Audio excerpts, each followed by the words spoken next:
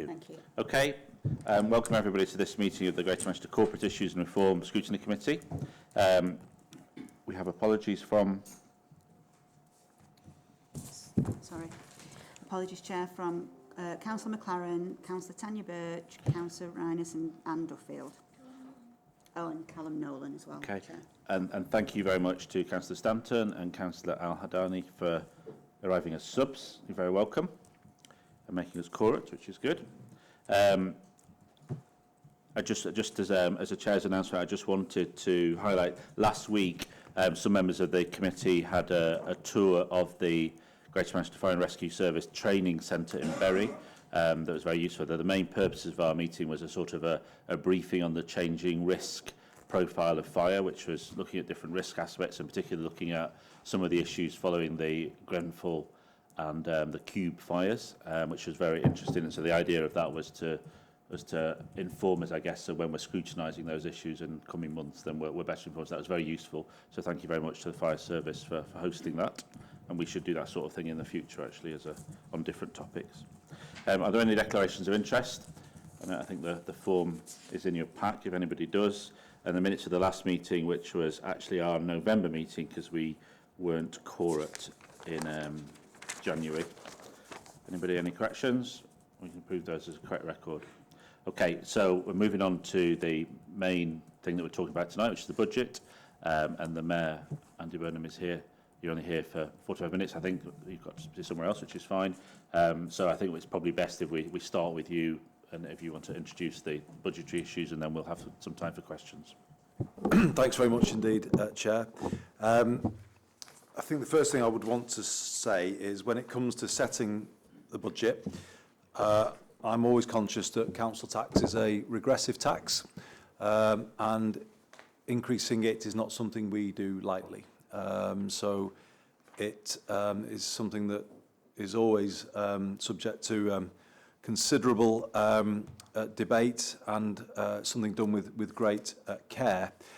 I think I'm not wishing to make a party political point. I'm simply pointing out a fact that in recent times, council tax is being asked to pick up the strain of funding essential services. And I will come on to talk about fire, actually, given your introduction, Chair, because I think that is the big item here in terms of the budget.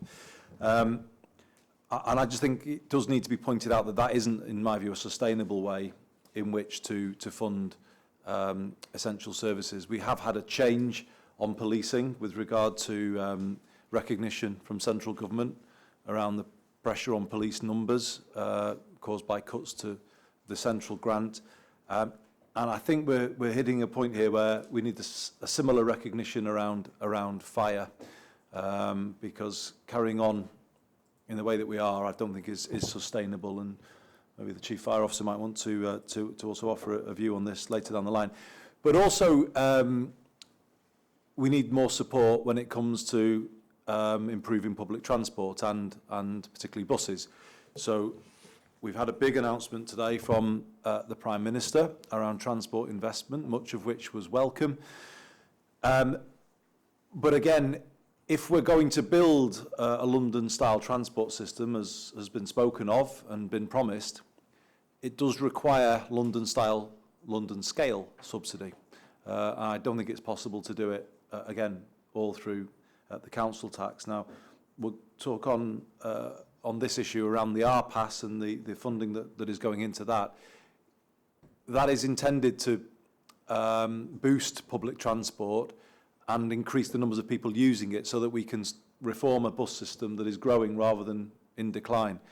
But it is difficult to do these things without some recognition from central government of the pressure that places on local finance. So I just wanted to make those general points, Chair, before getting into the detail. So the detail is, as colleagues will see, set out in the papers, for an overall mayoral general precept, including fire, of £14 for 2020-21, which equates to £90.95 for a Band D property. If you look at a Band B property, and the vast majority of properties in Greater Manchester are Band B or Band A, that equates to just over £10, so £10.80 88.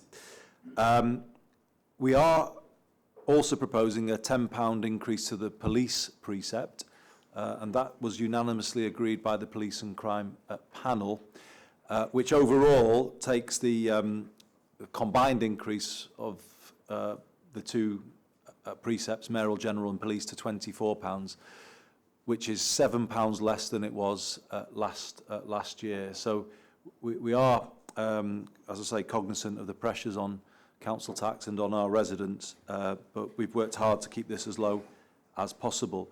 In terms of the specifics, if I could then turn to what this will fund, the kind of single biggest item, as I said, is Greater Manchester Fire and Rescue Service, which has had a difficult time in terms of central government funding, but also what we have been able to provide. Now, if you look at the figures overall, over the last decade, Greater Manchester has maintained its own local contribution to the fire service. The biggest pressure has come from cuts in central government grant, which have pretty much been continuous over the last 10 years. That said, we've been maintaining our contribution as opposed to necessarily increasing our contribution. So members of the committee will know that we instituted a very big programme of work looking at Fire and Rescue Service with the support of the Chief Fire Officer following the publication of the Grenfell report. I think this is sometimes forgotten by members of the FBU, but the fact is I inherited a pretty significant cuts plan when I came into office in May 2017, which was under the title of the IRMP, which proposed a significant reduction in pumps across Greater Manchester, and was already leading to a failure to recruit the firefighters that we needed. Myself and the Deputy Mayor took a decision to increase recruitment, and that has been continuing since 2017. And this precept will enable us to recruit 108 more firefighters, reduce our use of overtime, and hold crewing in 2021 at 544. What that means is 5 at single pump stations in Greater Manchester and 4 and 4 at double pump stations. We have implemented a significant number of the recommendations of the programme for change, which was the work that I referred to.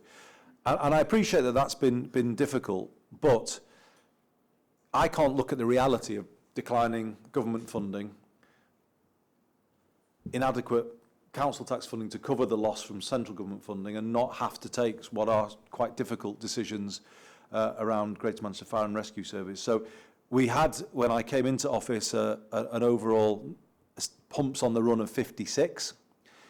As I say, the IRMP was proposing to reduce that below 50. Most of the time we weren't running 56. We were running significantly below, actually, because of the recruitment issues that I alluded to. But following Grenfell, as you say, Chair, and the quite alarming fire in Bolton in November at the Cube, I obviously been in close contact with the Chief Fire Officer about the pressures on Greater Manchester Fire and Rescue Service. And the decision I took in consultation with the Deputy Mayor and the other leaders was to hold programme for change at this point. I do not want to have to go below 50 pumps if I can possibly help it. The savings that we've made in other parts of the organisation, particularly with regard to numbers of support staff, which again is difficult, but has been done or is in progress, enables us to put more resource in at the front line. So the proposal for this financial year through this budget is to hold Greater Manchester Fire and Rescue Service at 50 pumps at the crewing levels that I suggested, and then to see if we can argue, hopefully on a cross-party basis, for a change in central government's approach to fire funding in the same way that we've seen a change in relation to police funding. I think the pressure that is coming from the public inquiry into Grenfell, both the first stage inquiry and indeed the second stage, I think means that we have to see a change. It's pretty clear that there'll be a move to give a greater role back to fire and rescue services with regard to building safety and inspection, and our own fire and rescue service have actually done an outstanding job through the high-rise task force over the last 3 years. But I think we're at a point here where the proposal is to hold things. We've actually got firefighter numbers quite significantly above May 2017 levels now. As I say, we've been able to reduce the use of overtime. We're keeping the crewing levels at the request of the unions at 544. And I think this gives us an opportunity now to argue for a change in government funding for our fire and rescue service, and that's certainly what I intend to do. So in some ways this is a holding position, but it is a holding position that requires investment from the council tax, and that's what we're proposing. If I'm going on more to the mayoral general side of things, there are a number of items which are set out in the paper, which will be funded. We are obviously, of course, looking at funding at bus reform in the round, and whichever way we look at it, we are going to have to find more local contribution to invest in bus services in Greater Manchester to get them to the level that I think most of us want to see. And what we have done with the R pass, the free bus pass for 16 to 18s, is see that as a sort of first stage of reform, because unless we get more people using the buses in Greater Manchester, we are going to be fighting a losing battle when it comes to turning bus services around. So we now have around 38,000 R pass holders in Greater Manchester, just over. And so far, those young people have taken 5.7 million journeys, nearly 5.8.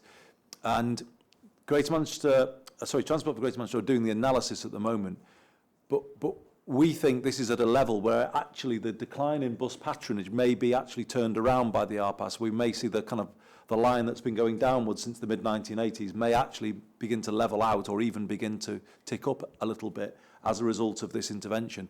And the reason why it's not just good for young people but good for everybody is that, of course, that helps us shore up bus services for all ages if we've got more people, more funding coming into the bus system. We've got 8,000 opportunities linked to the pass that have already been taken up by our young people, and all of it is still within budget.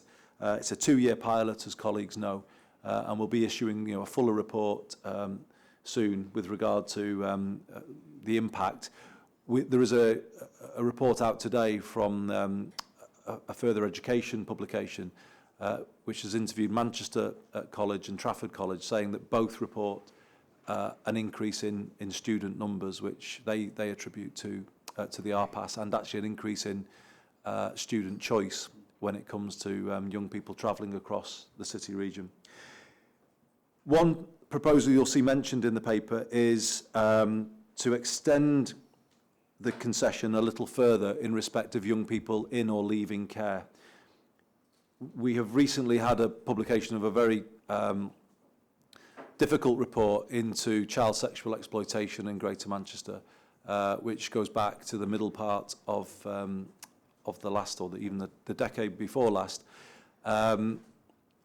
which very much exposed the reality of life for young people in our care system and the very, very difficult challenges that they're exposed to. And we feel implementing the Care Leavers Covenant in Greater Manchester with a Care Leavers Guarantee is something that we should be doing.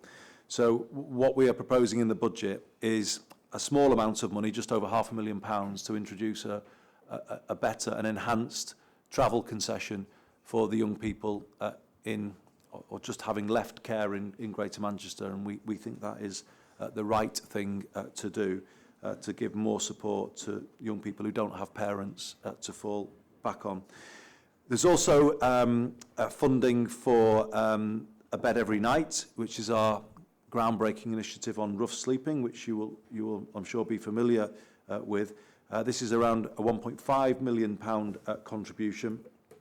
It is a scheme which I would say is showing very, very strong results now in terms of working, and it's a a team effort, if you like, in terms of how we're funding it. Some funding is coming from my funding, but the NHS is contributing, our councils are contributing, Greater Manchester Police, there's voluntary contributions from the public.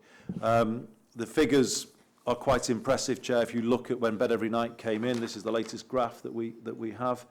A peak of 268 people sleeping rough in Greater Manchester in 2017. On the last count carried out at the end of January by the 10 councils, that had dropped to 111. And the official count done last year recorded 151. So, you know, we think this is a project that is working. We think it's probably saving money for other parts of the system in Greater Manchester. I would say particularly the health service in terms of A&E visits or people spending prolonged periods in hospital, probably the police service. It's alongside it, we have introduced a new approach to supporting, a more supportive approach to those routinely begging in the city centre to try and give them more wraparound support to try and take them away from that. But overall, we think this is something that is working, and obviously we're asking for funding to continue it and into a. We're in phase 2 at the moment, and hopefully to go into a phase 3. So that's the mayoral general, including fire, Chair. If you wanted me to say a very quick word about policing, we recognise that, you know, I can't see it in isolation from the mayoral general budget because the public obviously have to pay it. We're proposing a £10 increase, as I said, to supplement the extra central government funding that we're receiving. This will mean that GM will have paid for, out of our own funds, for the recruitment of 350 police officers before we see those extra officers from government funds. This extra precept that we've proposed will allow a number of quite significant improvements, I think, for a police force that we all know has been overstretched and under a great deal of pressure in recent years. So, number one, we're proposing a named neighbourhood beat officer and a named police community support officer for every ward in Greater Manchester. Number two, we are offering school-based police officers at the request of many head teachers in Greater Manchester in GM schools with the greatest need. And number three, we are proposing to improve the 101 service by continuing to support the recruitment of extra call handlers. We brought in 40 last year on a short-term basis, but we're now proposing to make those permanent positions, and that is intended to improve the responsiveness of 101. And also I'm very keen to improve the live chat service, opening up a new channel of communication for the GM public with Greater Manchester Police. So the conclusion is we're doing all of that with a lower increase than we asked people for last year. For the vast majority of people in Greater Manchester, 82% of households, it will mean an increase of £10.89 or less. We think that's a proportionate ask, given the challenges we face around to investing in policing, building up our fire service, supporting the process of bus reform, because the bus element isn't just our pass, it's a more general commitment to pay for the process of bus reform.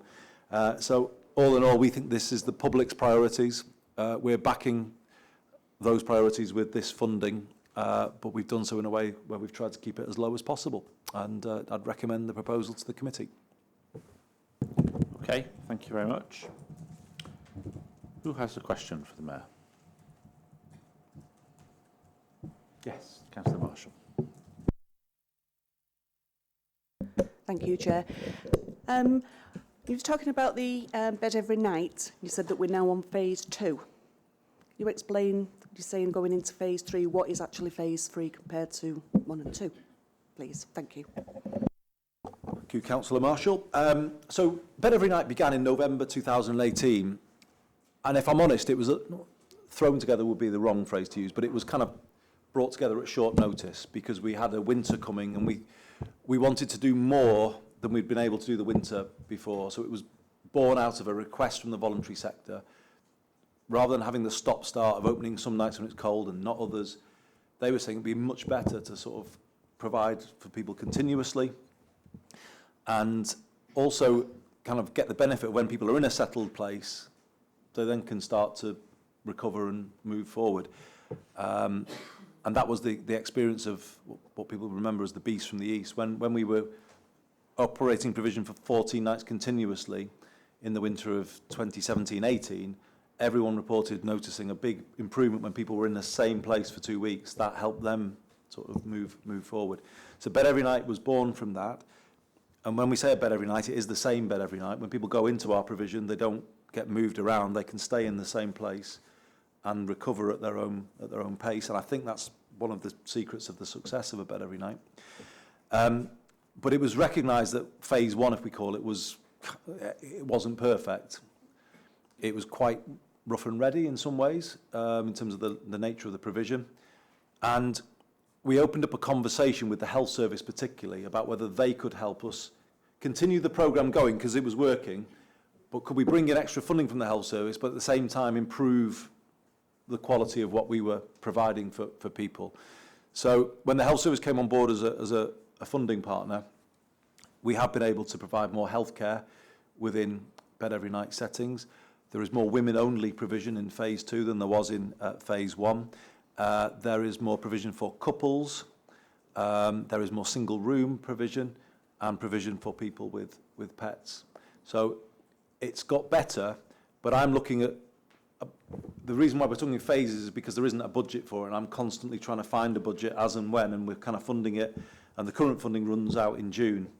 But I am proposing that we would then go into a phase 3, and I've made a bid to the government actually as part of the budget process to help us fund that. You know, when you look at these figures, why would you not carry it on? And I think there's quite significant cost saving elsewhere in terms of the pressure on other public services. You know, if you leave people sleeping rough in a chaotic position, that will cost the public person in a different way and in a less beneficial way for everybody.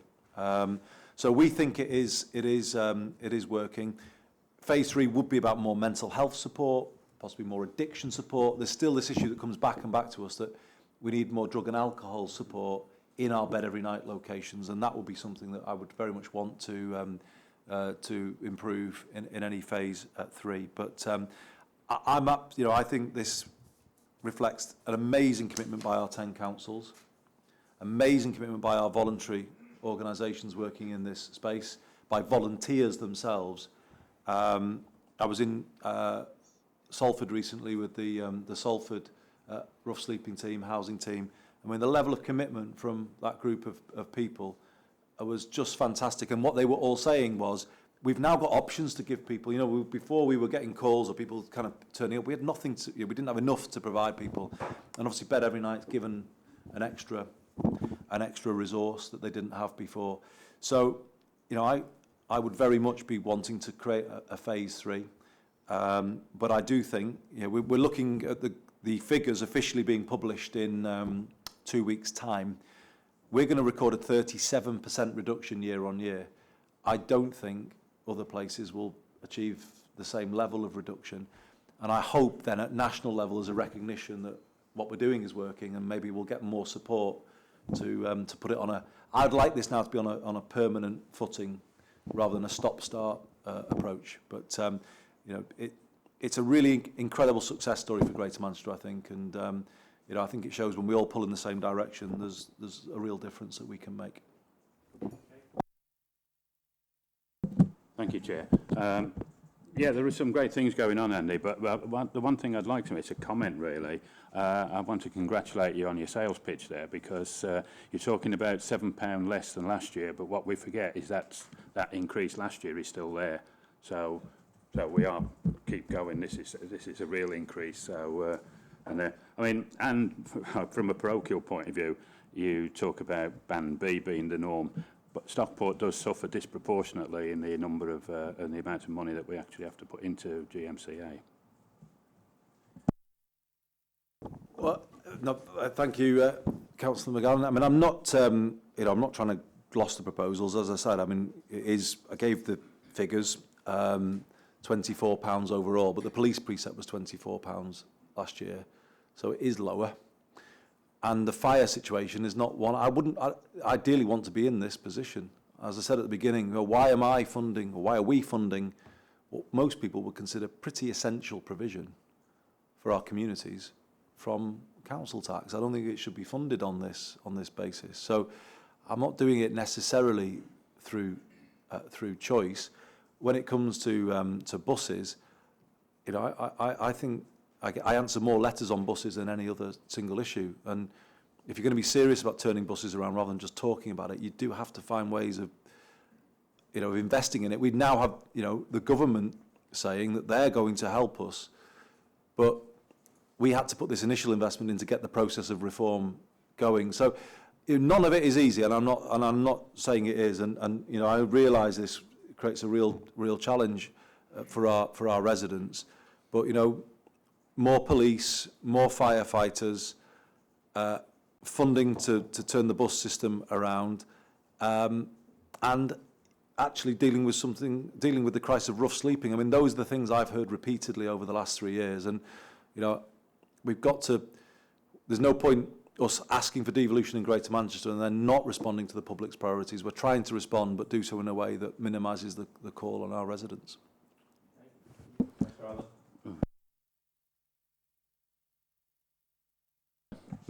Yeah, sorry about that, Chair. Yeah, it wasn't a criticism, Andy. It was just a statement that is actually, yeah, and it was. Yeah.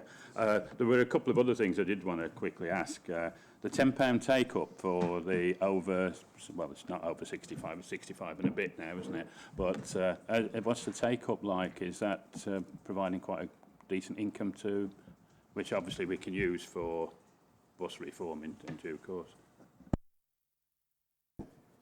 The latest figures. Have you paid? Oh, thank you, Councillor Allen. Yeah, it will be put to good use. I can assure you. 108,000 is what I've been told. The latest figure. Yep. And TFGM expect 125. So people are paying it, and I know no one's going to enjoy paying it. But just to a couple of things. I couldn't carry on really charging under 16s £10 for the IGO, 16 to 18s £10 for the R-Pass. The WASPI pass we've introduced also has a £10 charge. You know, for there to be no administrative charge for free bus, tram and train, I think wasn't a sustainable position legally in some ways, because people might say, well, how can you treat the generations differently?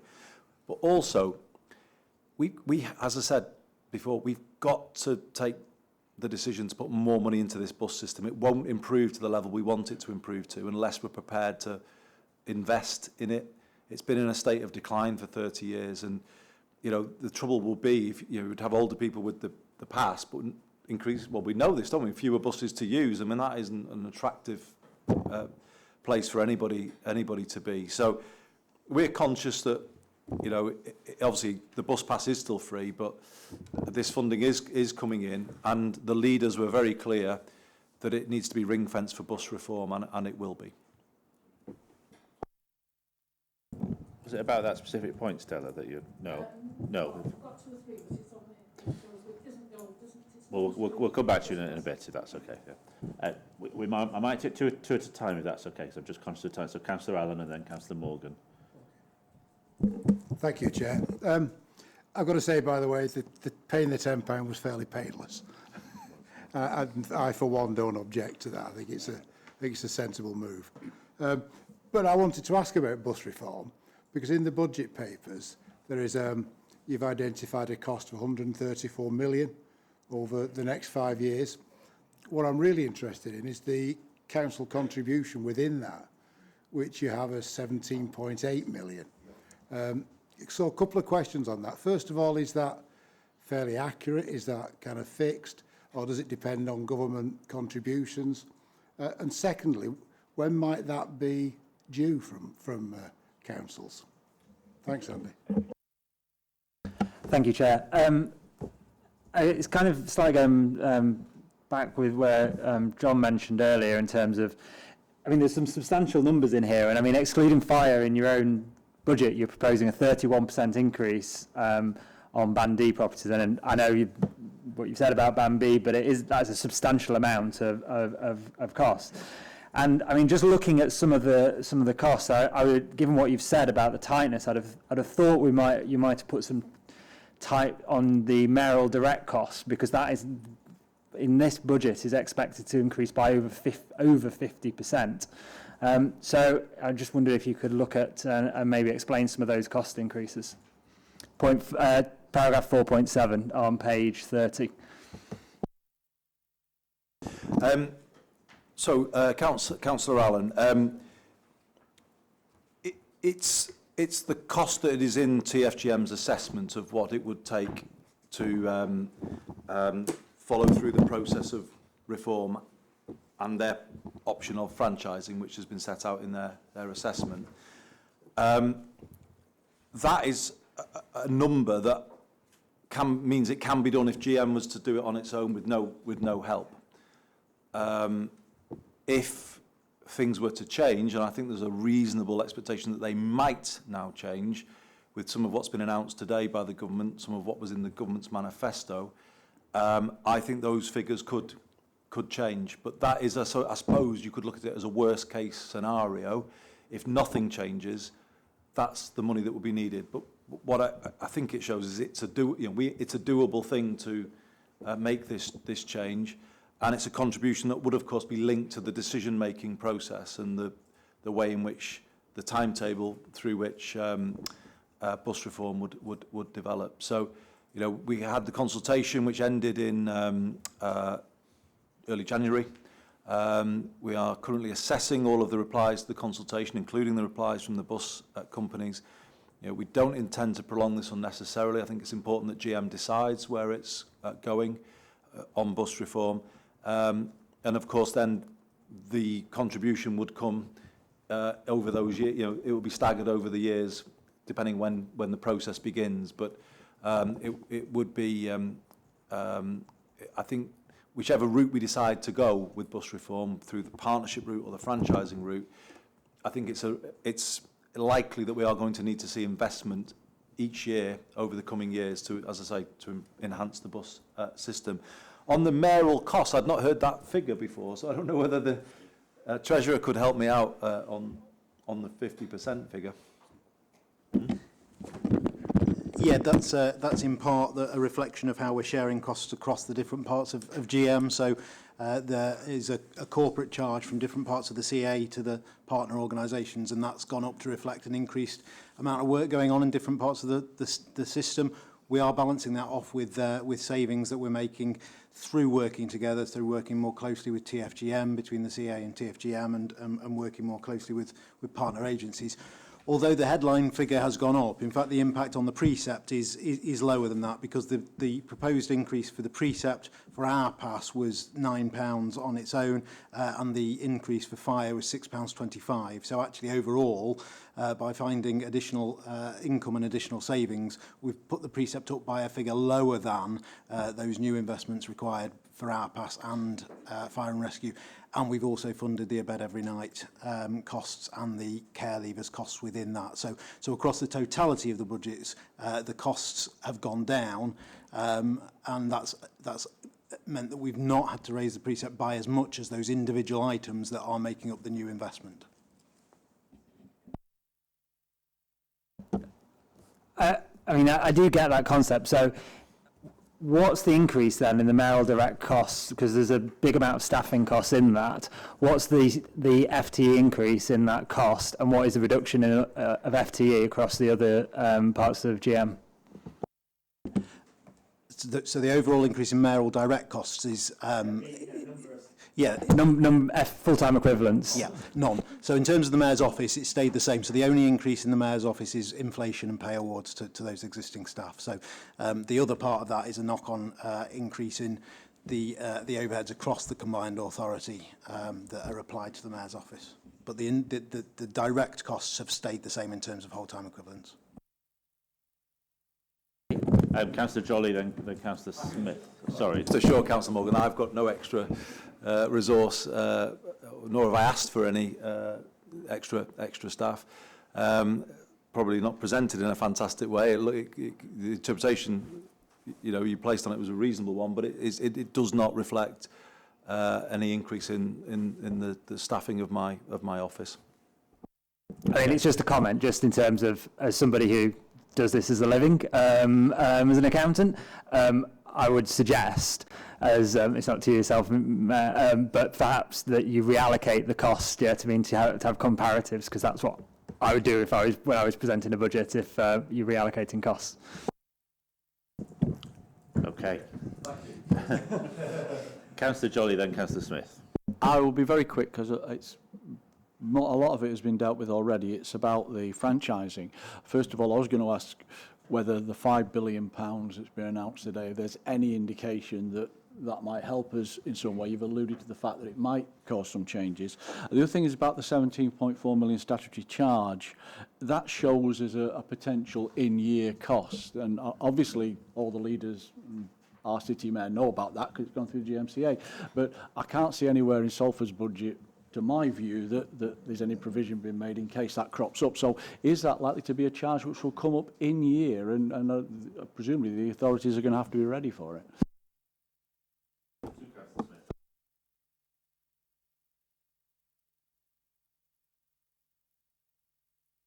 Hope you'll bear with me, Chair. One's been partly dealt with, and then it's about the consultation on the restructuring of the buses, the possible franchising. I realise that the consultation period's over and you won't have the results yet, but how pleased were the GMCA with the response from the general public? That's my first question. The second one was on the fire service. Obviously, you've only been able to skate over some of the problems you've had to deal with, but you mentioned Grenfell and the Cube, but you didn't mention the Manchester Arena bombing, which I believe had quite a few knock-on effects within the fire service in terms of culture and general morale. And my third question was about the Bed Every Night scheme, because I know that I also sit on the health scrutiny, name dropping, but whatever the proper name is for the Strategic Health and Wellbeing Board, or something with a similar title, they are now, I believe, going to be coming into the Bed Every Night scheme, trying to provide some kind of health care for the people involved, and in particular to try and get them registered with GPs. And just wanted to know what you're thinking of that service.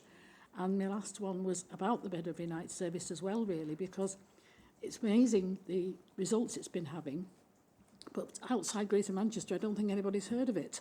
And there was a big thing on the national radio this morning about a scheme in the West Midlands where they're giving homeless people one-bed apartments or something, which sounds as though it's having wonderful results, but it's obviously terribly expensive. I'm wondering if there's anything we can do to market, as it were, to promote and let everybody know more about the success of the Bed Every Night. Thanks.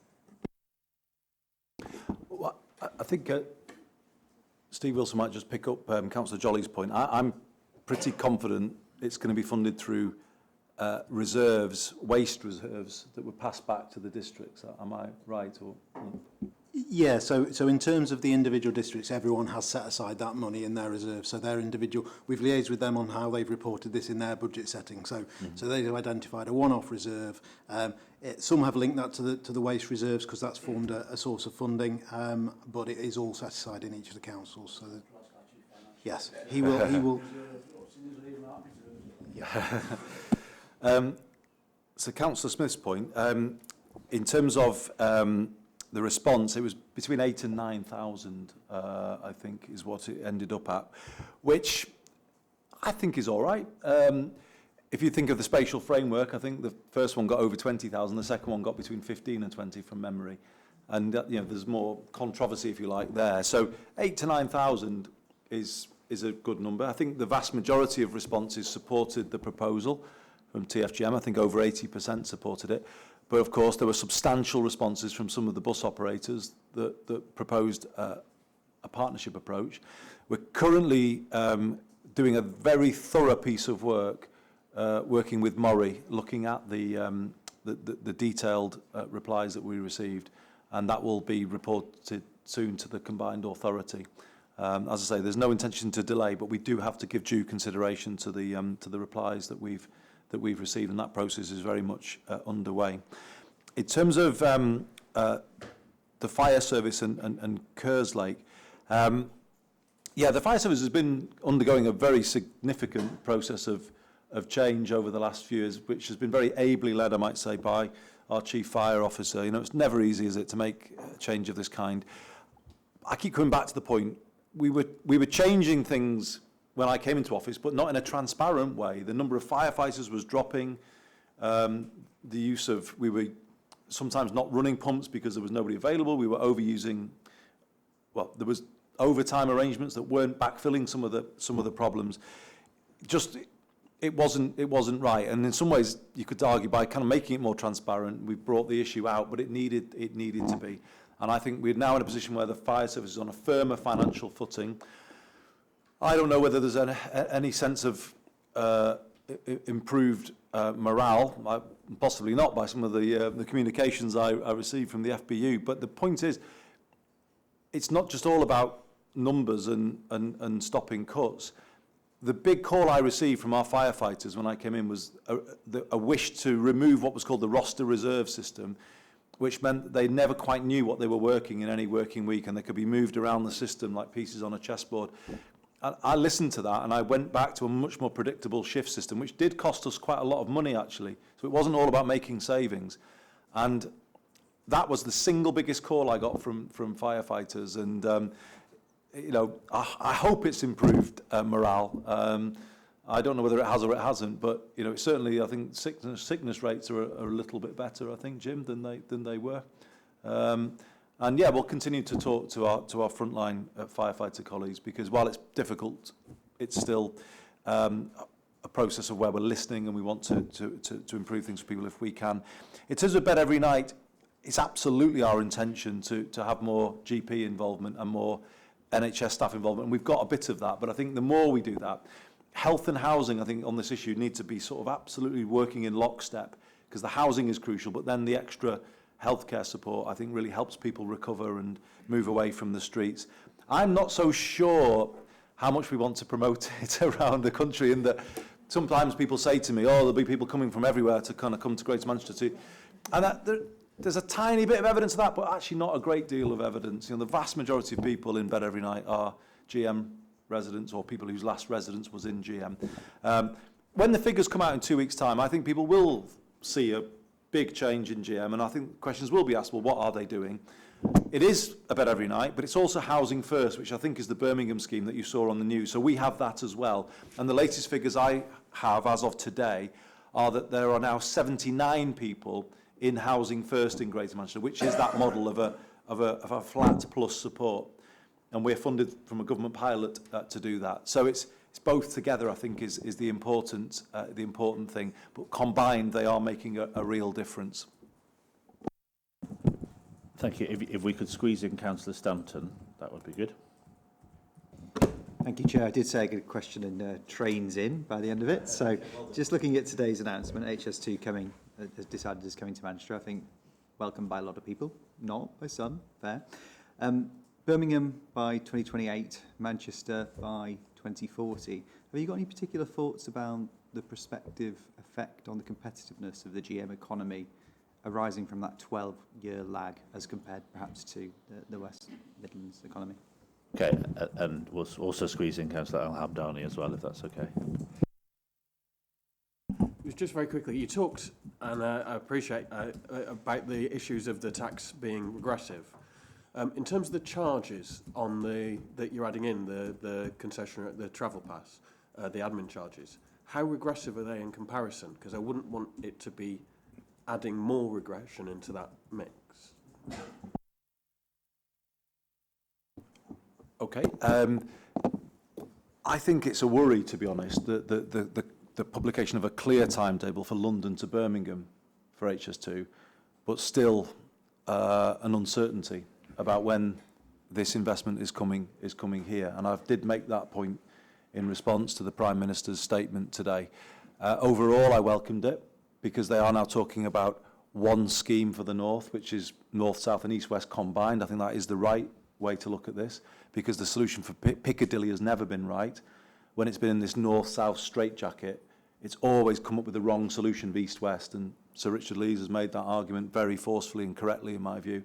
And this rethink maybe allows us to get that right finally at Piccadilly. So in some ways, I would say I think the right solution trumps a quick solution, I think. But still, I did make the point that we need a timetable for this infrastructure in the north. And I still feel that, you know, the speeding up of the east-west side of things is the most important thing of all. It was good to hear talk of Liverpool, as well as Manchester Leeds, you know, getting the whole system built. And I think if you fast-track that, the public would be with it, because I think people want to see that investment. It would be less resisted, I think, than the HS2 investment, the HS2 disruption.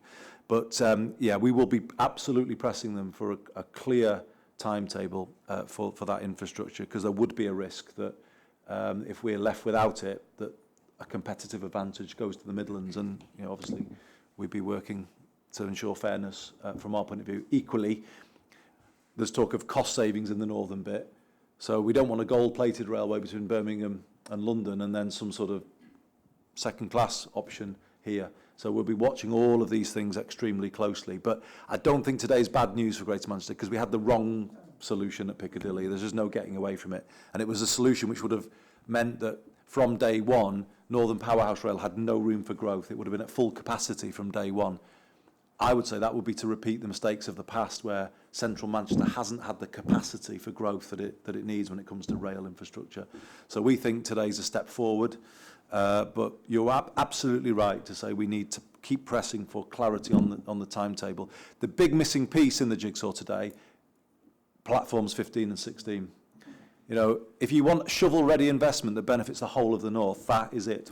That is the project that could deliver most for all of the communities of the north. Even though it happens to be located in Manchester, the benefit, we'd have the disruption, but everywhere else would get the benefit. So why the government continues to drag its feet on this issue, I honestly don't understand. There's been a report on ministers' desks now for months saying that they should proceed with it. And it is frustrating that we still have no answer on 15 and 16, and I do think we need to continue a cross-party lobbying effort into the budget on that issue. In terms of the regressive nature of a charge of the kind that you mentioned, of course that you know, it is flat figure, so you are absolutely right. But in the case of the older people's concessionary pass, there is an ability to avoid it, which is obviously just to take the bus pass. So the bus pass remains completely free without any £10 charge. It's if people wish to add the discretionary tram and train on top of that bus pass, then they pay the £10 charge. Now, it's not easy, you're not levying any charge of any kind, but I think from an equality point of view, even from a legal point of view, could we legitimately be charging under 16s and 16 to 18s and not charging older people? So, you know, it's not a decision anybody relishes making. Actually, since I came in as mayor, TFGM at each budget round and said to me, I think you should be correct. We should be looking at this, and we probably should be correcting this. And it was a case of sort of, you know, grit your teeth and grasp the nettle with it, really, because I knew it wasn't going to be popular. But in a time when we are asking, in some ways, it's fairer to the people who are getting a very big benefit from all-round concessionary travel to make a contribution towards the cost of bus reform, rather than going purely to the council taxpayers of Greater Manchester to make all of that contribution. So trying to balance things and be as fair as I can across the ages. But yeah, I appreciate, you know, there's always a regressive nature to any charges of this kind, and we should do them with great care, as I said at the outset. Thanks, Chair. Before you go, Andy, I'd just like to thank you for all the efforts that you and your team and others have put into the work in the Mayoral Development Corporation for the development in Stockport. Don't know if you want to just tell a few others. Yeah, thank you for saying that. I think it's really exciting what's happening, and I do believe it could be a bit of a template for our other 9 boroughs. And I want to reiterate this call as councillors. You know, please, take that call back to your own boroughs. I'd like to see more model, you know, if more of GM wants this approach, then it's available. There's no limit to creating new mayoral development corporations. The deal is you pay for the cost and I take all the glory. So, you know, I'm quite happy if you, no, it's not quite, or it could easily go the other way, I think. It could be the mayor's to blame for everything when, if things go a bit in the wrong direction. But no, I think it's a great model, because what's happening in Stockport, you've got the cycling and walking infrastructure, you've got TFGM's investment at Stockport Interchange. We're starting to build homes higher density, linked to public transport, age-friendly, zero carbon, not building for the car, which is frankly what we've been doing for decades. Stockport Mayoral Development Corporation, I really hope it's a template, and I do say again, the more that other boroughs come forward and say, right, we want one of those, because the key thing is this, it gives confidence to central government, I think, to fund a town centre when there's a vehicle to manage the strategy for that area. So the reason we can push on with the bid for Metrolink to Stockport is because we can legitimately say the Mayoral Development Corporation could actually cut the planning process, the time it would take to do the planning process to get Metrolink to Stockport. And I just think, given there is a lot of talk of money around for northern infrastructure, we should put our best foot forward in giving the best case for investing in Greater Manchester. I think this is our trump card in the years to come. We are set up to deliver in a way that other parts of the north are not. And I think it's an argument we need to make, but demonstrate it through the likes of the MDC and other things that the infrastructure plans and transport plans that we've got. Okay. Thank you very much, Andy, for your time and sharing, I guess, the principles and challenges in this budget setting process. We're going to go into more detail with Steve after you've gone, if that's okay. Of course. But thank you very much for your time. Sorry I can't stay long Don't worry. to train to catch to London, but thank you very much, everybody. Thank you.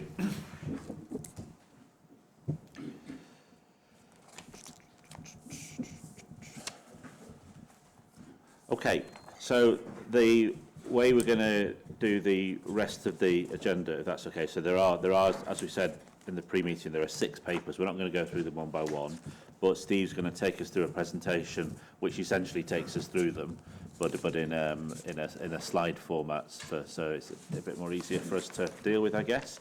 And the plan is that we will question as we go along, if that's okay, rather than, because there's so many different aspects of the budget, aren't there? Rather than try and deal with a hotchpotch at the end, we'll question as we go along. So if that's okay with people. So essentially, we're dealing with the whole of the rest of the agenda in this presentation. Okay, over to you, Steve. Thanks very much. No, I didn't see it. You didn't need to confess because I didn't see it.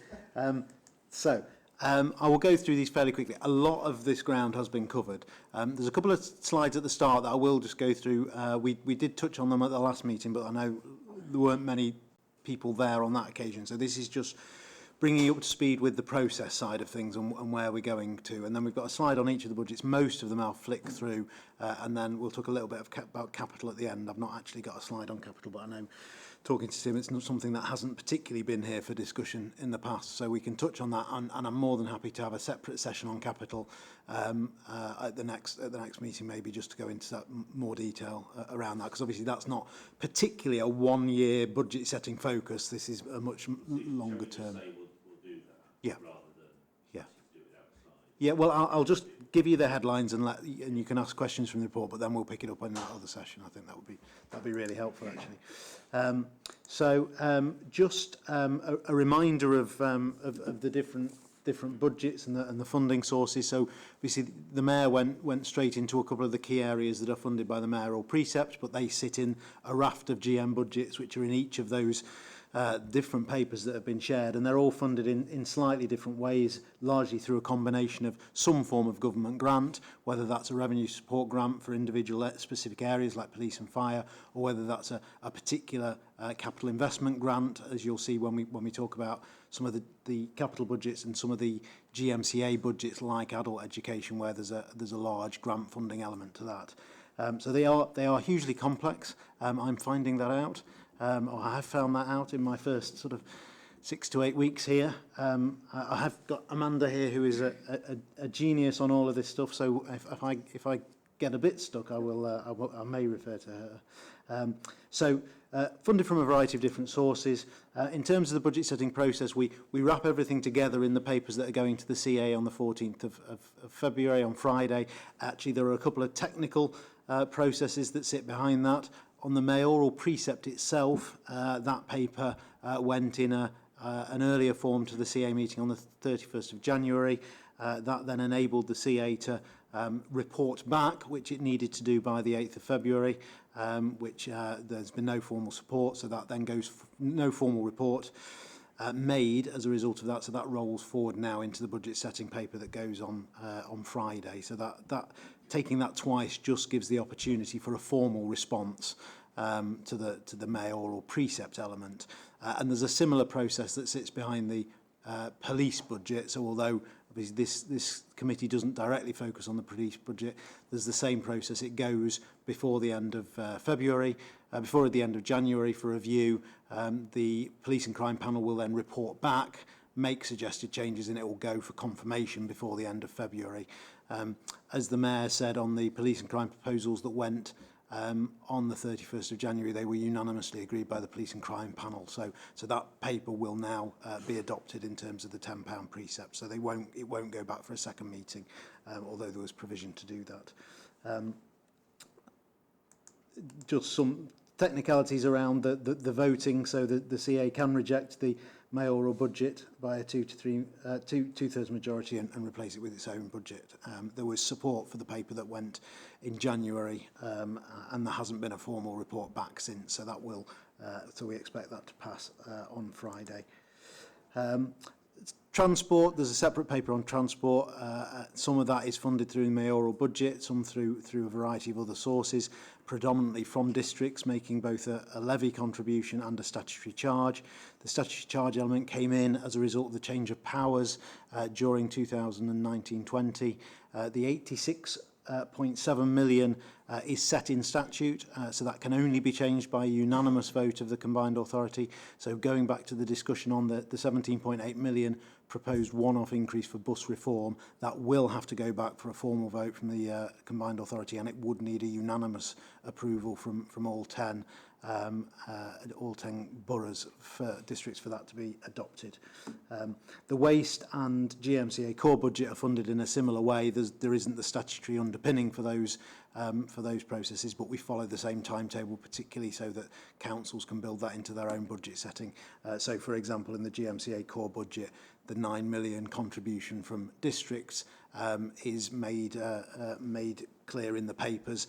The papers have to get to the CA before the 15th of February because that then enables all of that to be factored into the council's budget setting processes and their precept and their council tax processes. So I'll just pause there on the sort of process side just to see if there's anything anyone wants to kind of ask before we then flick through the individual areas. Nope. Okay. So I know you've had a presentation on waste, and that's stayed fairly stable. Just a recap of the headline news on waste: there has been the one-off return to districts of the 30 million reserves, and there is a significant reduction in the waste budget, both in terms of a 4.2% reduction year on year, but also even greater than that against what was expected to be the budget requirement for 2021 under the previous PFI contract, partly because of the inflation and indexation that was within that contract. So there's a significant reduction there. And there is potential further benefits on that. We are obviously still relatively early stages of the Suez contract. There are a couple of significant issues to resolve around pensions and other employment issues, but subject to resolving them, there may still be some further potential to return budgets, return funding to districts there. So we'll keep districts appraised on that as we go through 2020-21. Transport, the only thing I'd just add to the discussions we've had previously, so obviously our pass and bus reform are the two big initiatives, and we've talked quite a bit about those already. The other thing is just to note that the overall contribution from the districts stays on a flat cash basis moving forward from 1920 to 2021. It's important to acknowledge that flat cash relative to local authority settlements is a generous situation, not a but it does mean that TFGM have to manage a number of their own inflationary pressures. So they've got pressures of about 4.1 million that they're having to manage as a result of receiving no increase on the funding that they get. And again, that links to some of the work that we're trying to do across the GM family of organisations. So, for example, the fact that Eamon is now Chief Exec of TFGM as well as GMCA does give a level of savings for those organisations. But we have agreed in discussion with the leaders that we'll do a more significant piece of work around transport budgets over the summer rather than what they've perceived. And I think there is an element of truth in this as a kind of incremental. Each year we'll find a little bit more and then and then wait till the next year and then find a bit more. So they wanted a more root and branch review of the transport budget. So we'll be doing that before we set budgets for 2021, 22. Could I just ask Steve on transport? So at some point this trickles down through various people. So the budget for things like subsidised buses, is all of this sort of flat, or are things changed, or? All of that is managed with an overall flat cash budget, yeah. There are individual pressures within there, for example, pay awards in various parts of the system. They are absorbing those within efficiencies that they're able to provide. In terms of that does include all of those accessible transport budgets and etc. But they are part of that review that's going to take place over the summer or once these budgets are set. Fire and rescue, just a recap of what's been said by the Mayor. The funding is doing two things. It is enabling inflation pressures, largely the pay award within the fire service, to be funded without looking for additional savings over and above the efficiencies that have been identified so far, and it's avoiding the need to take those three further steps that were originally planned in 2020-21. The inflationary pressure is about 4 million. There's about 800,000 savings that are being foregone, and that 4.8 million has driven the £6.25 increase on a band D. There is a very small increase in the government grant. On fire, it's about 50-50 funded between precept and government grant. Slightly different to the police, where the police is about 25% grant and 75% precept funded. But obviously, where there's a 3% pay award, for example, and a very limited uplift on the support grant, that either has to be found through savings within the service, or the use of reserves, or an increase in precept. And that's what's taken us to the proposal. There are a number of risks going forward into 21-22 that meant, on balance, the use of reserves to deal with this issue would have given a significant risk. The most notable one is that we've still, both on fire and police, only getting 1 year settlements on the additional pension costs that are hitting both services. So in the case of fire, there's a 5.6 million pensions hit. It's being funded in 2021 again. We only found out for absolute sure last week. We have no idea about 21-22. So the reserves are reasonably strong in fire, but 1 year of using them to pick up those underlying pressures would give significant risks for the subsequent year, and potentially lead to an even steeper precept increase in future. So I don't know whether it's worth just pausing there, because fire, I guess, is one of the more significant things proposed in the budget, isn't it? So does anybody have any questions or comments on fire? Just it is worth saying we are actually, as a scrutiny committee, we could actually make recommendations to the combined authority if we wanted to as well. It's not something we normally do, but we can do that. So if anybody has points that they want to make. Yes, Councillor Marshall.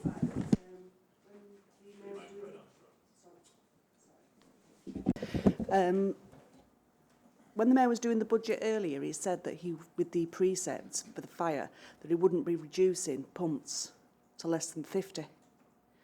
But you've got on there reduced from 50 to 48. Have I missed something? Pardon me if I've been a bit thick. No, it's probably just the wording of it. So it's basically saying that those savings have been removed. So there was originally a plan to reduce from 50 to 48. That is now not happening. So effectively, previous savings plans have been removed. It's probably not very clear in the wording, but it's now not doing the reduction from 50 to 48. Okay, could I just ask something? So the Mayor sort of alluded that this was a sort of a holding position budget, in that the increase in the council tax sort of enabled us to hold where we are now without implementing some of the proposals that were in the original savings targets, I guess. On the basis that there would then be a discussion with government about perhaps there being more money, but I suppose we will know not that long off whether that either there is or there isn't more money, because there's a spending review, and if the spending review says there isn't masses of more money for fire, which is entirely possible, isn't it, then I guess this holding budget isn't sustainable for future years. And I just wondered if you could just look forwards after this year to tell us what might be coming down the tracks. Yeah, absolutely, David, yeah. It was something I was going to ask to Andy if we had a bit more time. But yes, it's the same thing.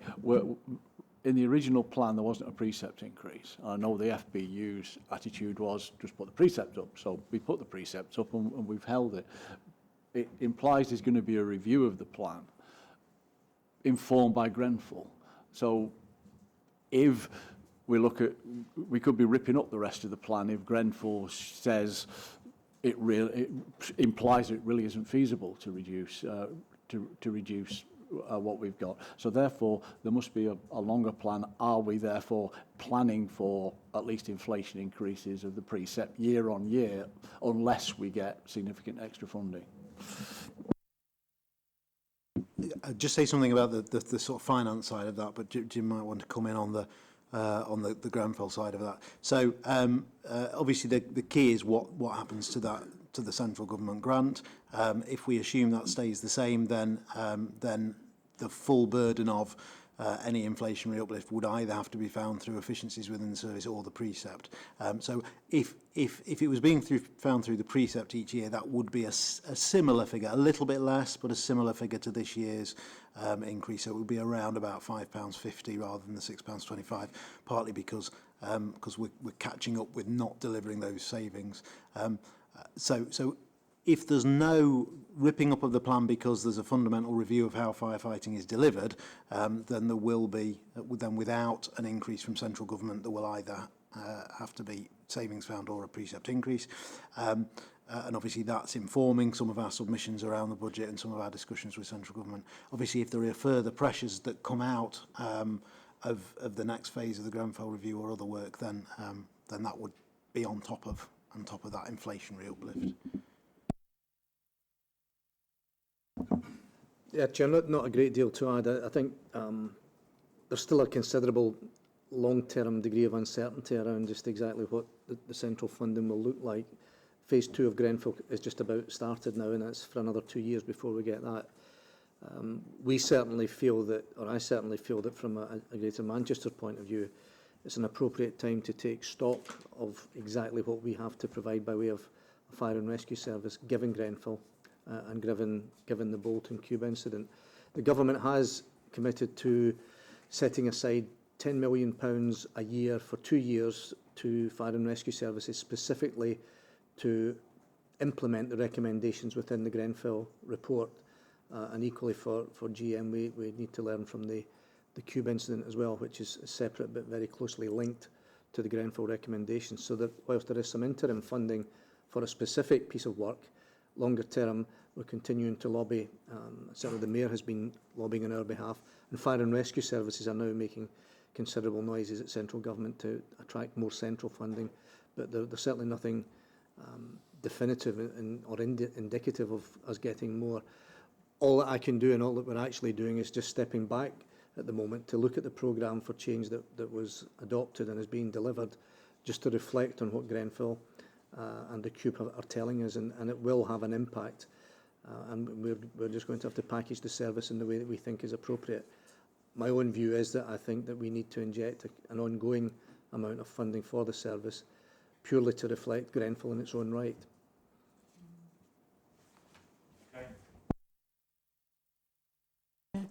I apologise that I missed the session at the training centre in Bury. It's so close to where I live, but I was on grandma duty. So you may already covered this during that briefing, but the risks that the fire service face in cutting personnel and pumps and so on was highlighted last year, wasn't it, by the moorland fires on Saddleworth Moor and so forth, which nobody had really, I don't think, anticipated, and for a long period of dry weather, which could be repeated with climate change being so unpredictable. I'm just checking really that that's been taken into account. Thank you. Chair, yeah, that's just part of our everyday planning for every nature of incident that we get within the GM area. And again, contingencies that are there will deal with moorland fires as and when they arise, and I suppose there is an expectation that it will happen at some point in time in the future.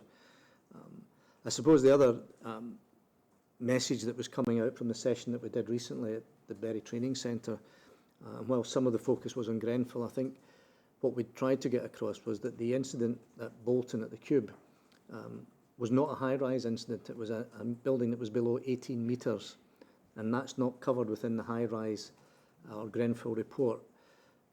But just to give you an example, an idea of the scale of what we're dealing with, there's about 700 high-rise, but the under 18 metre buildings are probably in the region of 10 to 12,000.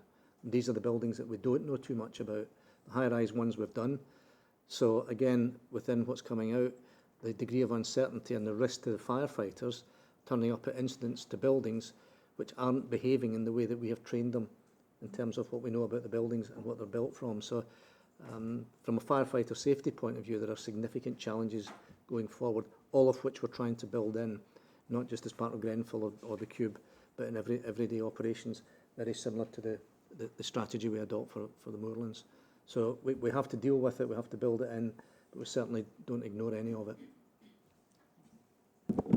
Okay, thank you. The figure that really stuck out for me last week was, I think you said that on the night of the Cube fire, then 49 of the 50 fire engines in Greater Manchester were doing something, and there were ones from Cheshire and Lancashire on their way on standby. So I think which really sort of put into stark figures the challenge, I guess, doesn't it really?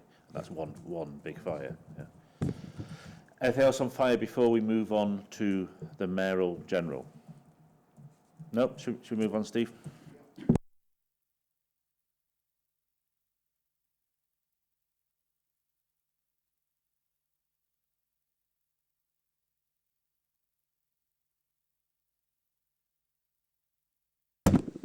The rollout of our pass. So our pass was funded through a precept increase in 1920, and this is the full year effect of that. As I say, that was originally proposed to be £9 on its own. In fact, that the increase excluding fire is £7.75, and that funds the full year effect of our pass, but it also funds 2.6 million of mayoral priorities initiatives, which is a bed every night, and the care leavers concession. Just in terms of, I've got a better answer than I had slightly earlier on the direct costs and support costs. This is the impact of a recharge from various parts of the system to the mayor. What's actually happened is that the charge from the general CA charge has gone up to the mayor, and the transport charge has gone down. So the net across the two has stayed the same. The mail, so that's the saving that offsets the increase. So transport policy and strategy recharge of 3.9 million has reduced to 3.5, whereas the general corporate support has increased from 820 to 1.2 million. As I said, though, the direct cost of the mayor's office has stayed the same. The number of people within the mayor's office has stayed the same. So the only increase on that element is just the pay rises that have just been, and they are, sorry, they're inflation pay rises rather than anything else. Yeah, they're not, yeah. The other thing that's just drawn out there is one of the other things that's enabled us to restrict the increase is that the mayoral capacity funding from central government has continued for another year, and there are discussions between the various mayoral combined authorities and government for making sure that is recurrent funding. So there's a couple of areas where there are costs of running combined authorities, more so in other parts of the country than in GM, that are being funded effectively through non-recurrent sources. And I think that's work that we're doing with the Department for Communities and Local Government to look at getting some more sustainability around that. So the £1 million funding has continued for another year, and we hope that will become recurrent. So that means that we've not had to put the precept up by as much as the hour pass increase would have been. I think I'll go through this as well because there is a link.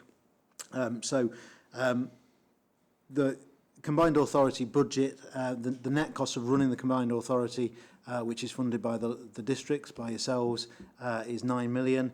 So that again has stayed flat cash from last year to this year. There's been a slight tweak because one of the functions that was previously funded through the AGMA budget has moved into the CA, but there's been a corresponding reduction in the contribution to AGMA. So there is no impact on districts in terms of that.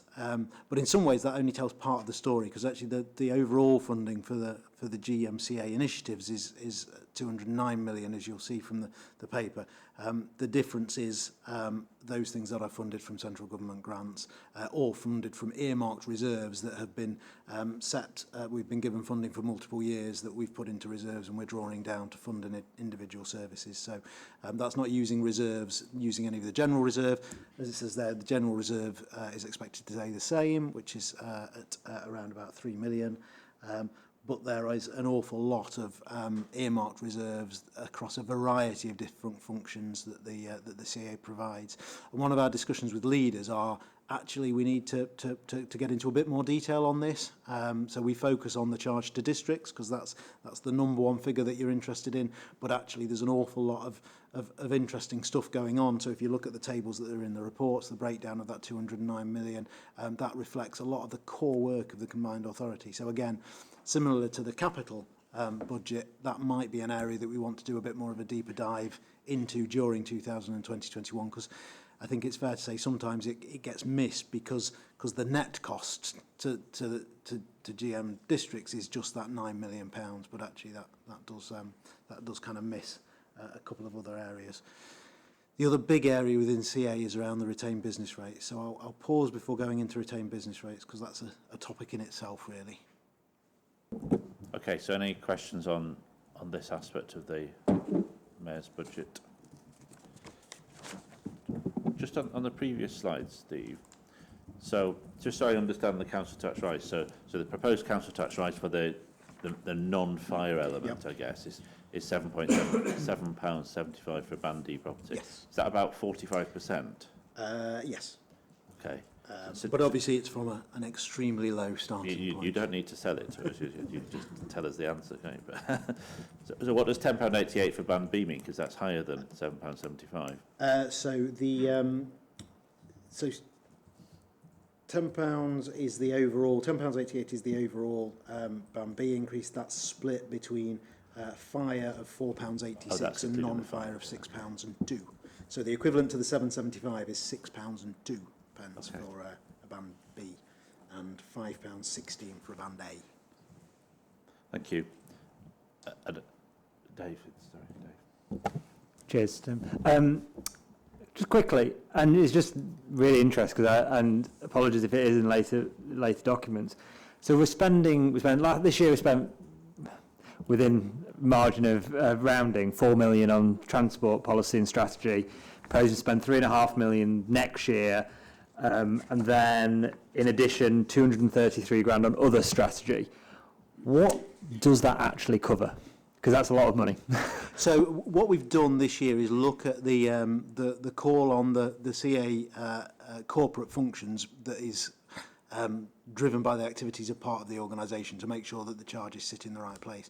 So for example, when I'm supporting the Mayor in building up these budgets, that's a charge that's reflected in those recharges. So some of the central team in the CA that work on policy and strategy are charged to the Mayor, some of them are charged to the fire service budget, some of them are charged to, which Jim may feel glad about or not.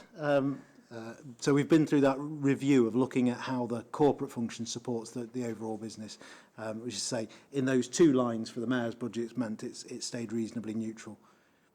So basically, do you know what I mean? If you take the subtotal in paragraph 4.7 of the 25 million this year to 35 million next year, if you take out the hour pass and the grants to operators and administrators, whatever's left, 7-8 million, something like that. What you're saying is that's staff costs. So, well, it's just been you're just reallocating, like you'd reallocate it in a P&L, in a normal company P&L, you'd reallocate people's time to cost of sales, admin costs, etc., you'd capitalise some. That's what you're saying effectively. Yeah, so it's not the full 8 though. 4.7 is that, which is made up of those two lines. The other one in that is the Mayoral Priorities, which is not staff cost. That's for the A Bed Every Night contribution, the care leavers concession. So yeah, what I mean is kind of like mayoral direct costs, spatial development strategy, transport policy. That's just staff time. Yes, the spatial development strategy was something different in 1920, but on the first two, on the mayoral direct cost and the transport policy, that's staff input. So how much out of those? How much is, because sorry, and Andrew just slightly was whispering as well. How much is actual staff time and how much is external consultancy costs? Because external consultancy costs be quite expensive.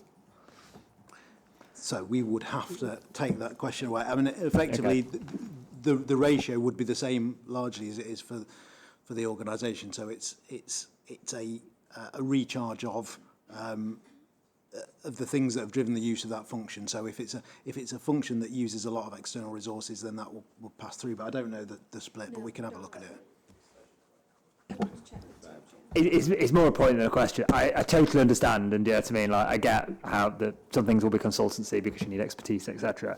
It's more just trying to understand from this budget how much, because consultants can be very expensive, and I want to really understand how much is actual staff time, and you're just reallocating, and that's fine, and how much are you spending in terms of, out of that 8 million, how much is people versus PwC, etc. Yeah.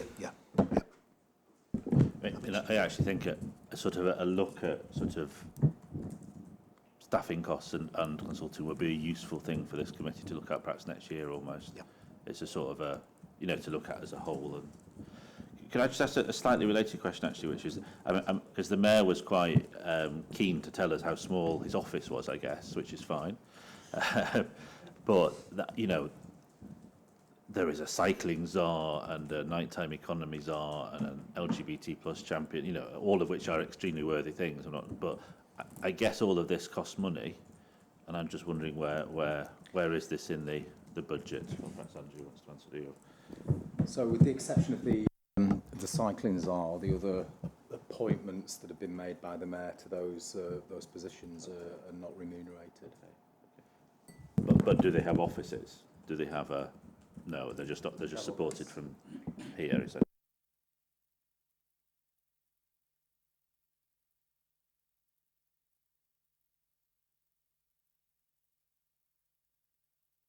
Is the question not framed slightly better as do they meet the entirety of their own cost rather than are they paid? Just to be absolutely clear, with the exception of the cycling czar, Chris Boardman, there are no costs associated with the other appointments as mayoral advisors. Anybody else on the general mayoral budget? No? Okay, so we're going to move on to business rates, all right? Yeah, so this is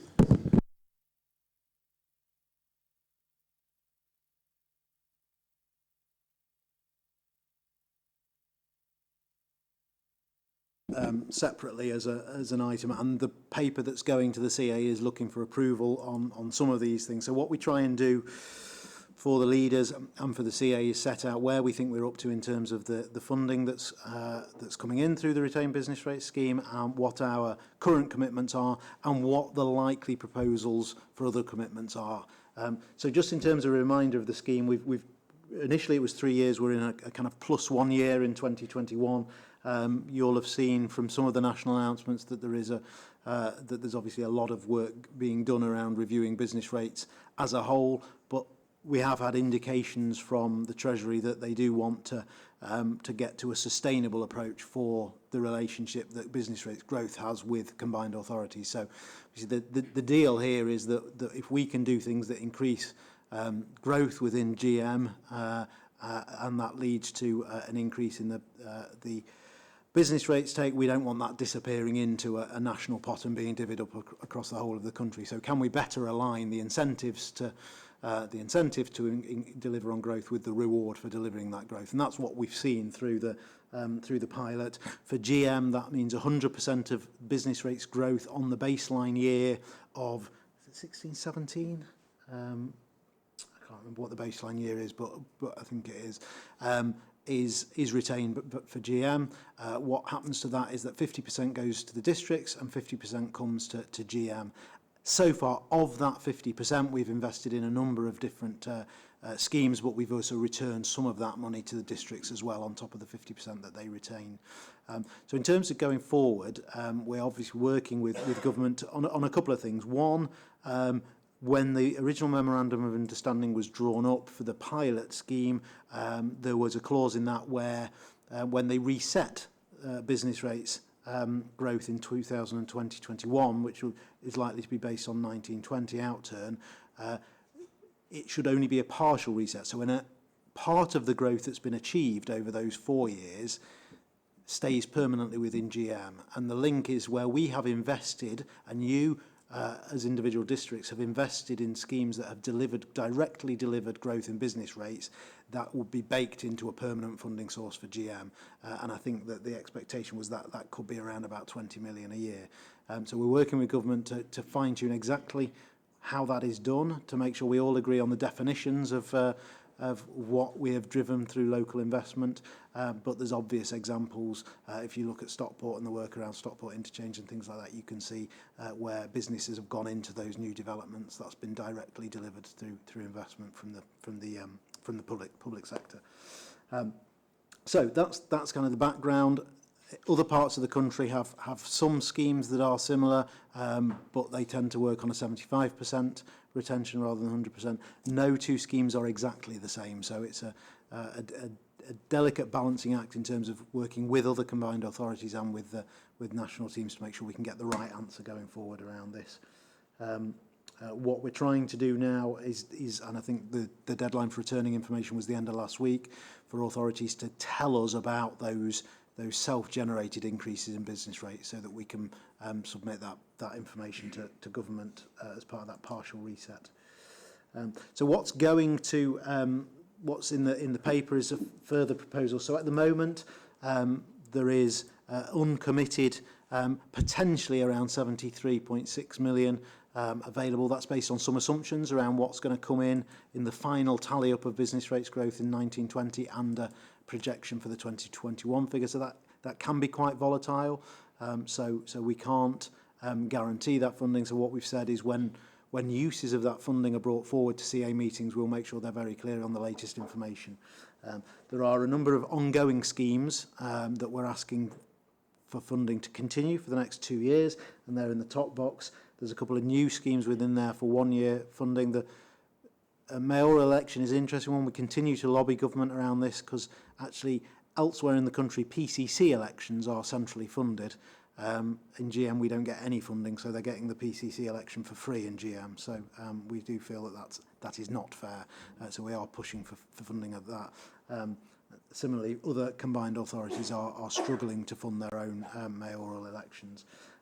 So that's a call for this year's mayoral election, and the final work around the GM spatial framework has been proposed to be funded from business rates. I'll just pause there. Okay, questions on business rates? Sorry, Dave. Apologies. On the bottom table, there's potential commitment areas, and you've got infrastructure, GM infrastructure programme of 20 million. I just wonder if you could pull that out. Yeah, so the bottom list of schemes aren't being asked for approval at this stage, but they're a sort of heads up. And obviously by far the most significant is that is the GM work to support the proposals around an infrastructure fund for Greater Manchester. So to build on the back of the work done in the Transport Infrastructure Fund, to look at the next wave of potential investments in transport infrastructure, to look at investment in sites associated with the spatial framework. So a multi-billion pound investment in infrastructure is required. We are lobbying government for that investment, but there is work required to develop those schemes so that we're in the best possible place to get investment from government. So there is a real, and you'll have heard it from some of the stuff the Mayor was saying, there is There is a desire in government for shovel-ready infrastructure schemes that can deliver very quickly. We think we have those.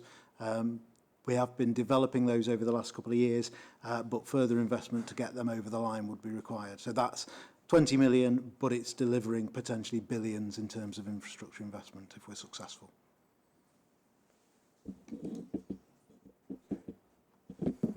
As I say, and there are other areas there. Some of those are continuing the work around productivity and other areas, but they will be subject to proposals being taken forward. So there will be more detail than just that table when the CEO being asked to make those decisions. And just in terms of a tally up, you'll see across the two, there is still significant headroom within that 73.6 million, but it is a volatile income stream, so we need to bear that in mind in terms of any risks that are being taken. Councillor Stanton. Are you going to cover anything? Are you going to do capital at the end, are you? Yes, but I've not got a slide on it. You've not got a slide on it, but you might be able to. But I'll pick up the headline terms on capital and then we can revisit. But there is a link between what's in the capital paper that you've got and the next wave. So the capital paper deals with a number of those transport infrastructure, Transport Fund 1 pieces of work around the Metrolink expansions, around the Airport Relief Road and other things like that. This is the next wave of projects that will be informing the capital programme going forward beyond the programme that's set out here. Yeah. Okay, I know it's not the largest amount of money, but could you, what in summary is the Cultural and Social Impact Fund? So there is a separate paper that's going to the CA on that. So the Cultural Fund is currently stands at 3.5 million. That is funded through is part of the 9 million contribution from districts. In 2019-20, that was there was an agreement to increase that by 200,000. The proposal is to increase that by a further 800,000, creating 1 million extra, which will take the overall budget to 4.3 million in 2021 and 21-22. In terms of what it funds, Cultural and Arts Organisations. Formerly known as the Section 48 grant spot, some of you might be familiar with. No doubt funds all our local theatres and things. Yeah, there is the culture paper going to the CA has a breakdown of all of the costs. Okay, thank you. So we'll move on to what's next. Police. Yeah, so say on this because we've already covered it off. But the key thing to note around police and the challenge we've got is the lack of certainty around government funding beyond 2021. So we have had a significant increase in the government grant for police in 2021. That's doing two things predominantly. It's funding the recruitment of the new officers, so 347 new officers in 2020-21. That will rise to around about 1,156 officers. That's based on national numbers of 6,000 new officers next year, rising to a 20,000 headline that you'll have heard. The reason why it's circa 1,156 is that we don't know yet whether some of those additional officers in later years will go on to national programmes rather than going out to local forces. So the key thing is that, and that also funds, the infrastructure associated with those new officers. So the risk we've got on this budget is that whilst 2020-21 looks good, we know that the infrastructure funding for the new officers is front-loaded, so actually that will need to be spent over a number of years potentially as those recruits are brought on board. And we don't know what the settlement will look like in 21-22 for the further wave of new officers, nor for any of the underlying inflationary pressures. So that's why the package that's been presented, we presented to the Police and Crime Panel through both the £10 precept increase and the national funding will deliver a balanced budget into 2022, but 2021. But potentially, if we don't get the right national settlement in future years, there will still be pressures on the police budget in future years. So it is on the face of it positive, and the recruitment is underway. And of those 347, I think 118 will be in place by the end of March. But we do have a word of caution for future years. Okay, any questions on policing?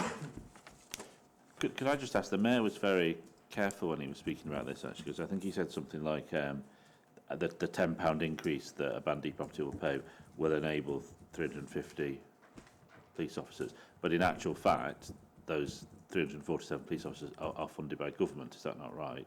And our £10 is paying for general cost increases.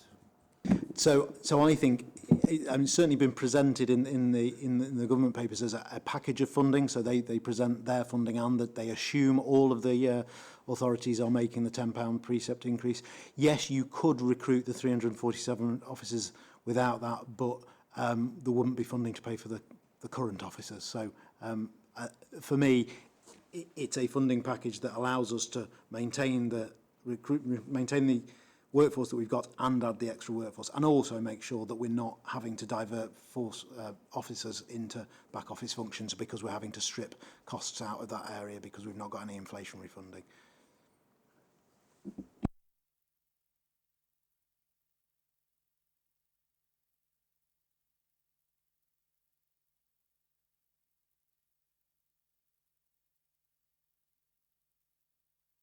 The focus that there is on the revenue budgets, and in terms of the capital budgets, these are all ongoing programmes. So they're not what we're not doing is particularly proposing anything new in terms of the area of spend. There's one minor approval asked for in terms of the 1920 position. So in headline terms, the capital plan for 2020-21 is 351.9 million of capital funding, and that is funded through a variety of sources. I think the important thing in the capital world is that we are under borrowing against what we would be expected, what we would plan to borrow for a number of these schemes, because we're making best use of the cash and other reserves that the combined authority has. So whilst we're spending 351 million on the capital programme, actually the borrowing level is only 43 million to fund that, whereas actually without those the reserves and the cash, the positive cash position that the combined authority have, we would have to borrow more to fund those schemes. They are obviously, schemes are broken down. They are largely the large schemes are associated with transport. So you'll see the Metrolink extension, although the delivery of the Trafford extension ahead of plans does mean that actually the residual amount to spend on Trafford in 2021 is now only 6 million. So there is an overspend in 1920, but it's a good overspend. It's still within the overall funding envelope. We've just delivered that more quickly than was anticipated. I say most of the major schemes are ongoing schemes. The next focus on capital is that infrastructure programme work that's currently ongoing, that actually, if without additional significant infrastructure, those big programmes around Metrolink extension, around the Airport Relief Road and others will soon be completed, and that sort of wave 2 level of schemes are ready to go, but a funding source needs to be identified for those.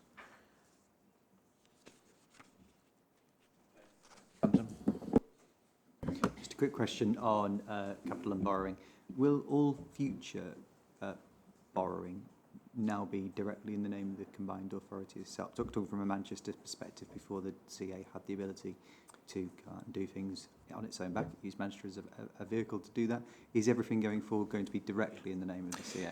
Yeah, so I know certainly in the early days of things like housing fund, they were done through Manchester, but that is all now being novated over to the CA, and it will be done in the CA's own name. We do still use Manchester for some of the treasury management side of that, but that's just a simple SLA where we pay them to manage some of the cash. Anybody else on the capital programme? So I think it probably would actually, at some point during the next year, be useful to have a sort of a deeper dive into this, because it's a lot of money, isn't it?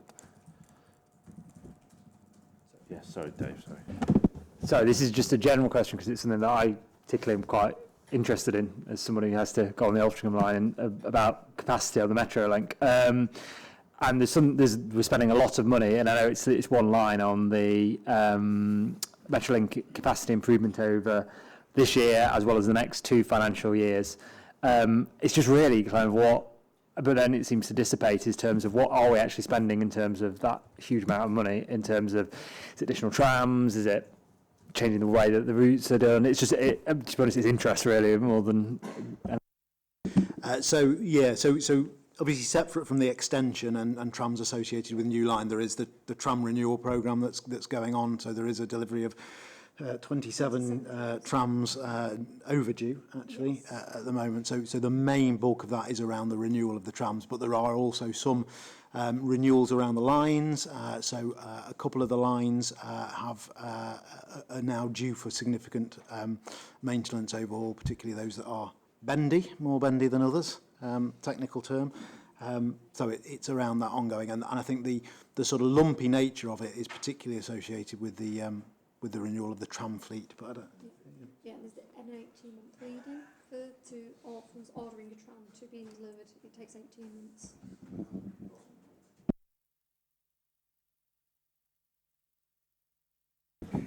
Okay, so I think one thing there is we'll have a more substantive item on the capital programme at some point in the next 12 months, if that's okay, Joanna, if you can remember. Okay, so that's the end of the presentation on those 6 papers. So I guess unless anybody has anything else to say, I guess we're noting these papers, and unless we can make a recommendation to the Combined Authority on Friday if we wish to, but there doesn't seem to be what people are saying, I guess, really. So we're noting those papers as a block, if that's okay. And so the last thing on the agenda is the work programme. So in the pre-meeting earlier on, we talked about, what did we talk about? We talked about that at the next meeting we would look at, the item on the voluntary community sector, the Greater Manchester Strategy refresh, and then the high-rise public consultation thing that is quite a big paper coming forward. So hopefully, is that okay to do next month, Jim? Yes. Yeah. And that we would push the care leavers strategy to the June meeting, and at the June meeting as well, hopefully, if it's timely, look at some of the things that are due out from government in the next few months, which is the devolution white paper and whatever the spending review tells to us. So essentially, we're just giving that June meeting an agenda in advance, if that's okay. So, and then I suppose for the rest of the year, it will be up to the new committee to determine. Yeah. But is that all right with people? Yeah. Okay. There are some items for information only, but otherwise the last meeting for this municipal year is on the 17th of March. Let's see if we can make it quorate again. But otherwise, thank you for your attendance, and particularly thank you again to the 2 substitute members for making us quorate this evening. But I do think it was very important that we were quorate to scrutinise the Mayor in advance of the budget, so thank you very much. Okay, take care.